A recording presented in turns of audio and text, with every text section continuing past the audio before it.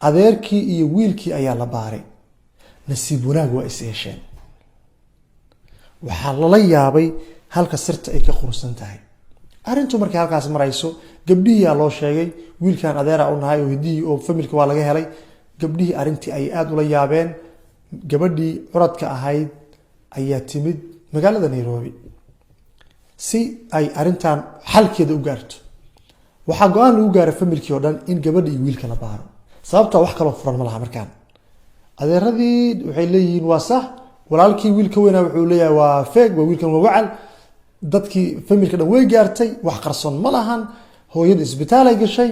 gabadhii curadda ahayd ayaa Nairobi timid waxaa laga qaaday DNA wiilkii laga qaaday nasiib wanaag waa is yeesheen waxaa soo xogeystay tuhunka ah in ninkan wiilkan uu DNA ka qaaday feeg ay tahay inuu rabo inuu xumeeyo inuu rabo inuu faquuqo inuu wacal ka dhigo inuu dhaxal ka raacdeysanayo wiilkiina wuu dhaartay markii dhaarta ay badatay wiilkii weynaa adeeradii qaar waxay dheen isaga quriisa la baaro